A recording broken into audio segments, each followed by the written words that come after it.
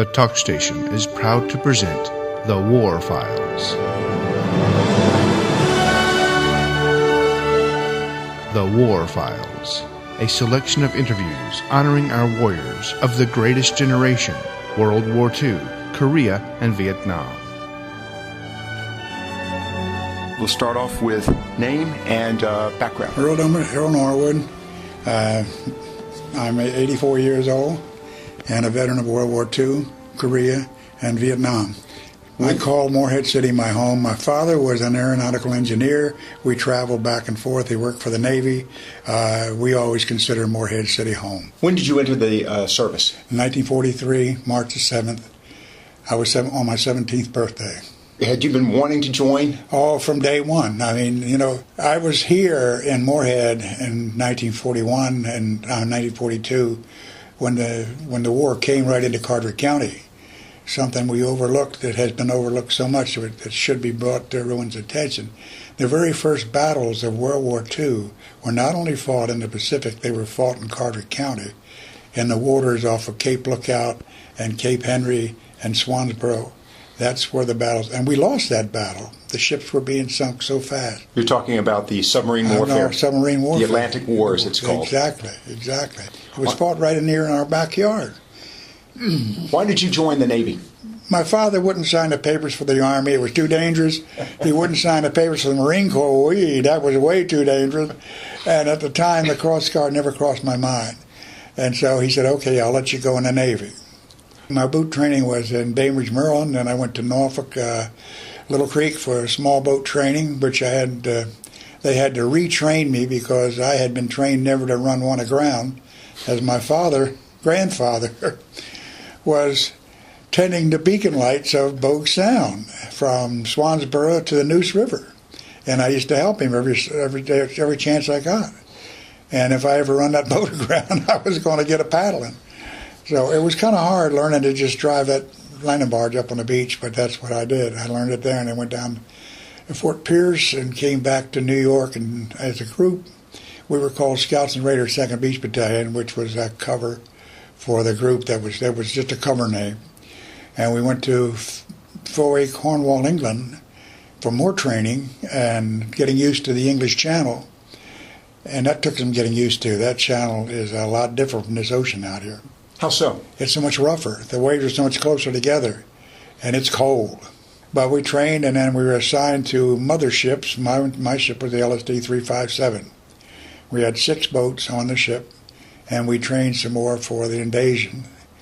Went down around Appledore, England, Land's End, and trained. And finally one day, May the 28th, 1944, we had been alerted several days before that we were going to have a distinguished visitor, and we figured a bunch of admirals or something were going to come.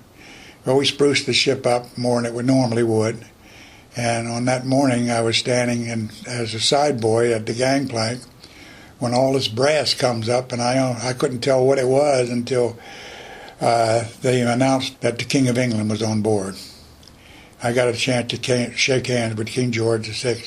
A little old Morehead City boy shaking hands with a king. But that's when we knew something big was coming up. He had picked that ship because it had participated in Sicily and Salerno invasions. And which ship was this? The LSD 357. What happened after that?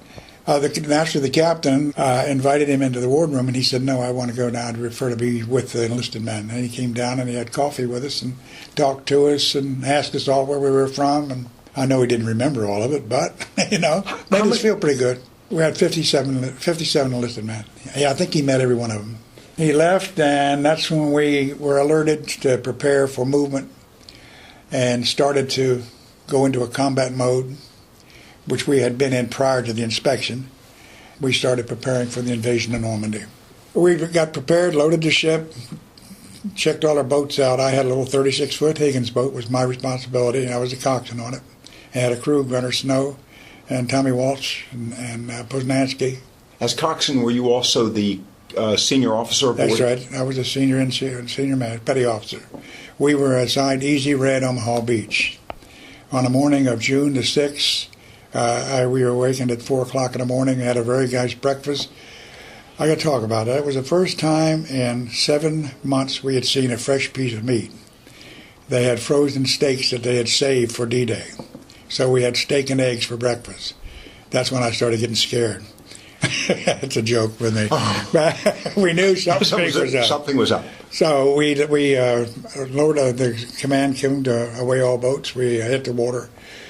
We went over to the troop ship. I believe the name of it was Augusta, and loaded the troops from the 1st Division into our boat, 36 of them, and formed up into a wave of 12 boats and headed for the beach.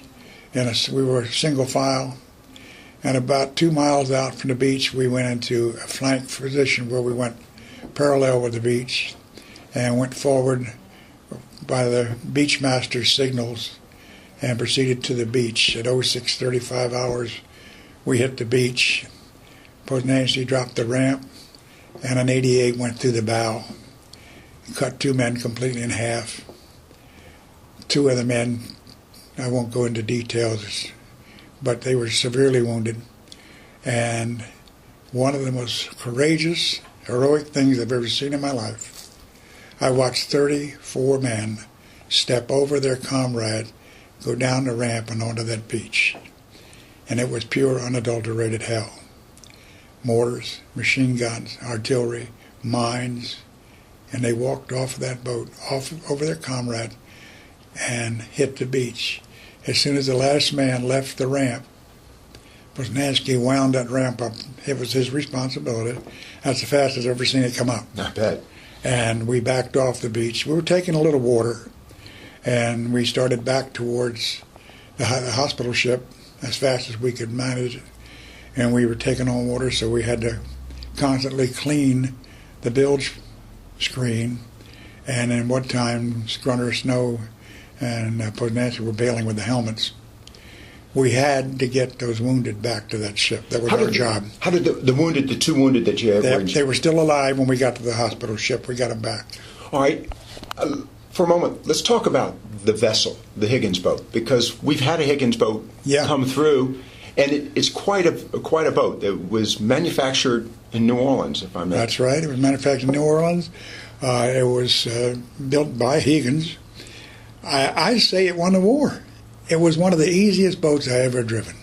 The secret, when you hit the beach, you revved your motor, you didn't slow it down. You revved it so you could dig your hole behind you to back into to get out.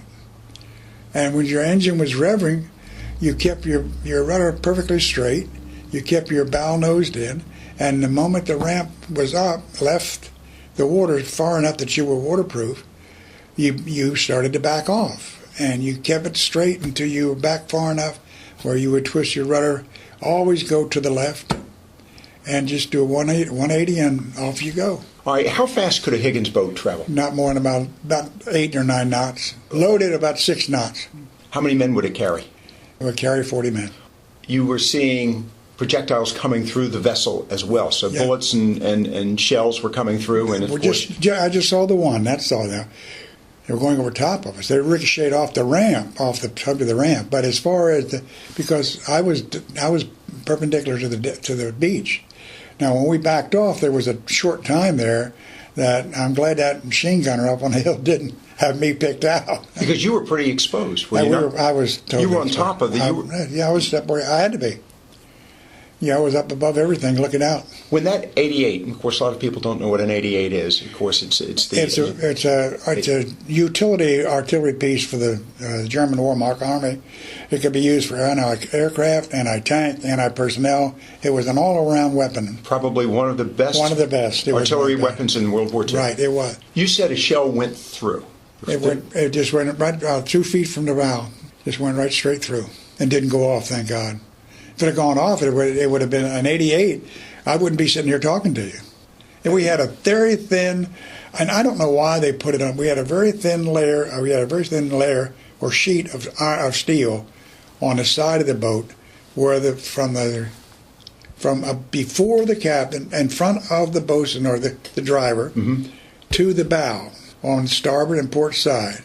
But it was less than it was about 1/8 of an inch thick.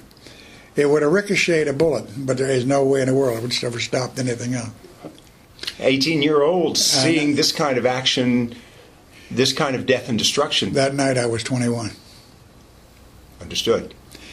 Another crew on the LST 357, the coxswain had been hit and the gunner's mate had been hit. I mean, the motormac had been hit. And so when I went back, Captain Blackburn asked my crew if they would volunteer to take that boat and go over and haul troops in and bring wounded out. And of course we did. I mean, there was no question. And so we made 4 more trips into the beach. The noise, the experience, the smell, what was it like? Did you see Private Ryan? Yes. There's a vision for you. That'll help right there. But you'd have to have the odor of gunpowder, explosives, and death.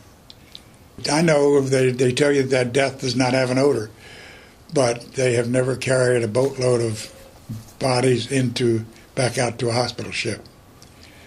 The noise, how could you communicate? How noisy was it? We were so well trained, the communications was hand signals and looks. Really? Right. Poznansky knew exactly when to drop the ram. When he felt the keel anchored into the sand under his feet, he dropped the ram. I didn't have to tell him to bring it up. I didn't have to tell the other 2 men what they had to do when we went out. It was all automatic. We had been doing it for so long, it was automatic. Looking back at both the experience that day, those 3 crewmen that you were with, how long did you stay with them? About 2 more years, then we went our own separate ways. So they all survived that day and other experiences? They're no longer with us. All 3 of them are gone.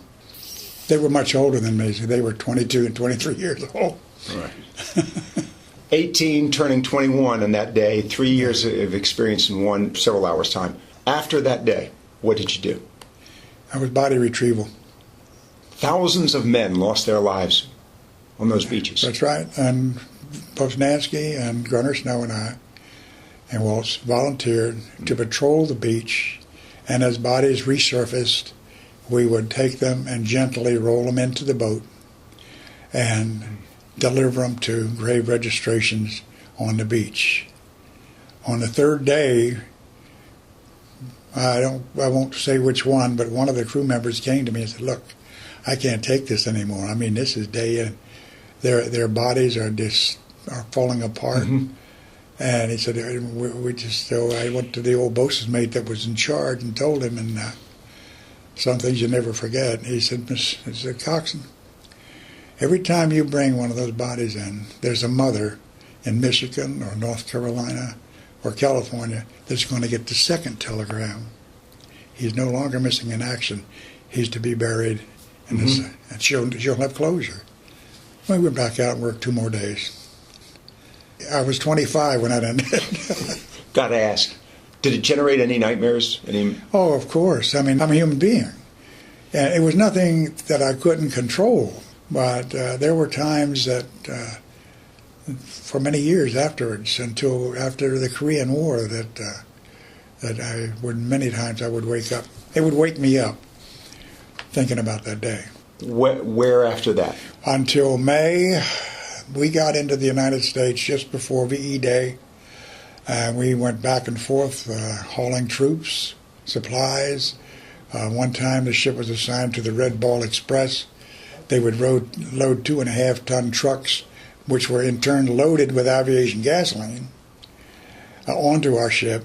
And then we'd go across the English Channel and up the Seine to Rouen and offload, and they would race to Patton's tanks. And then there was a time I volunteered to run LCVPs for the U.S. Army and take the Army across the rivers. It's interesting. I'm thinking about the interest on the part of your father that he wouldn't sign you up for the Army or the Marine Corps because it was dangerous. Did you ever tell him? We had a lot of laughs about that later on. Yeah, and he was. I later learned, my brother and my mother told me, he was on VE Day when he realized what I was doing, because I don't guess it really sunk in. He's driving a boat, he's down in Norfolk, Fort Pierce. He's over in England, and she said VE Day. He almost collapsed because he realized that. He realized that and what I was doing. Of course, we recognize the importance, the immensity of the invasion. Did you recognize that at the time? Or were you so busy and involved and when did it sink in? I realized that morning when I come up on deck and I looked around me and it looked like I could walk back, I could jump from ship to ship back to England. I didn't realize at that time, did not know there were 2,800 ships. I mean ships, not little boats and count. They didn't count. Even the Phoenicians never put a fleet like that in the water. And I looked at it and I was just marveled. And Tommy Walsh came out and we looked and said, my God, how did they all get here? Well, later when I went back to university, I'm 49 years old, I made a point to study it. They got there, some of them came from Norfolk, New York, from Charleston, North Africa. They came from all over the Atlantic, and they all got there at the same time. And each and every one went to its anchorage, and there wasn't one collision. And we did it with a piece of paper and a pencil. That's when the enormity of it really set in, was when I studied it. And then I realized during the invasion itself, it wasn't me, it was Poznansky. He was a philosopher. We were going in on one of the trips back in, and he come over behind me and spelled me on a wheel a little bit, and he says, you know, we're involved in one of the greatest battles in the history of the world. And that was it. You finished out the war where? Bremerhaven, Germany, Bremen, Germany, Berlin, Germany, and then came back to Charleston, South Carolina, went on leave, and I went back there to re-enlist. And a little situation happened, and I joined the Army. Let's talk about that situation. That's a funny story. I went back. I'd done my time and had about 3 days left before my time was totally up. And I walked in the recruiting office, and the chief petty officer was in there, and I told him I was ready to re-enlist. Wonderful, you're going to go into Missouri. And I said, no, Chief. I just spent 2 years on an LSD and 6 months occupation duty in Germany. I mean, I've got my sea time. He says, no, that doesn't count. That's amphibious. And I said, I'm not going to go on to Missouri. I don't want to be on it. I've got an uncle that was on a battleship. You don't know anybody. He said, that's the only billet. That's your billet. And so I said, I'm sorry, Chief, not today. And I walked across the street, basically, in my dress blues, and enlisted in the Army and got sworn in. How long did you stay in the Army? 22 years. What did you retire as? I was first sergeant. All right. And what did you do in the Army? I was first sergeant in the military police and infantry. All right. And you also served in Korea? That's correct. I was a platoon sergeant in Korea with the 24th Infantry Division, 34th Infantry Regiment, Smith's Task Force. Here again, something I'm extremely proud of. 1,870 of us left Kokura, Japan on the 29th of June and went to fight the North Koreans, withholding action, per orders of General MacArthur. Mm-hmm. We met him in Sinanju. We stopped him for 2 days. We backed up. We met him on the Coon River. We backed up, and we met him in Daejeon, and there we got surrounded. On August the 29th, July 29th, when I finally took my platoon and we fought our way out. The next day we found out there was only 128 of us left. The rest had been captured, killed, and we were all that was left. And we did our job. We did exactly what MacArthur asked us to do. We held them up as best we could until we got back to Daejeon, and there we were totally outnumbered. When we got to Daejeon, there was probably 800 to 900 of us left, and we were fighting 22,000 North Koreans. We've got the Korean monument, we've got the Vietnam War monument, but not until 2004 did we have a World War II monument. Why is that? Complacency. Maybe or maybe not. I can't really truly put my finger on it, because on the first 5 days of the invasion of Normandy, the battle period it's called, 1,380 sailors died. They didn't have a monument for those sailors until September of 2008. And it's not in Washington. It's on Utah Beach in Normandy. And how I found out about it was a 1-paragraph article in ARP. They're going to dedicate a monument in September to the sailors who lost their lives in Normandy. I bought a plane ticket and went. You say complacency. Colonel George Cribb said one day, quote, we had won. We had done our job. I mean, we came home. We had done a job. It was over with. When I went back on occupation duty to Germany, one of the marvels was the manner in which the conqueror was treated by the conquered. It's unbelievable. I bring the Berlin airlift up in class, and people don't even know what I'm talking about. After I retired, I was selling wobbly box, mobile homes, used mobile homes, cars. I was married to a wonderful woman, fabulous woman. And she sat me down one day and says, you know something, you have got a life behind you, and you can't share it. You've got to go back to the university. And I walked in, and 3 years to the day later, I walked out with a master's degree. In? History, naturally. And you've been teaching it since? I've been teaching ever since, for the last 27 years. And again, Earl Norwood, our guest. Does this generation, Generation X and Generation Y, do you think they understand the sacrifice and the commitment that was made in World War II? Let me answer that question with a little paragraph. When I began working with the University of South Carolina as a traveling professor, I had students that were there because Daddy says you will, or meet a man, or meet a woman. Mm-hmm. They could care less. The last semester at Carter Community College, there wasn't one person in there that was there that didn't want to be there. Well, you had a reputation, and in fact, you had a waiting list of people who wanted to be in your class. But they want to be there. In the beginning, I'd say 50% of the class was there just because they had to be there. And the attitude of the student today is far more outstanding than it was 25 years ago. I have faith in the country now. This generation that's coming in, they're going to rescue it. I won't go any further than that. Earl, thank you very much. Final question.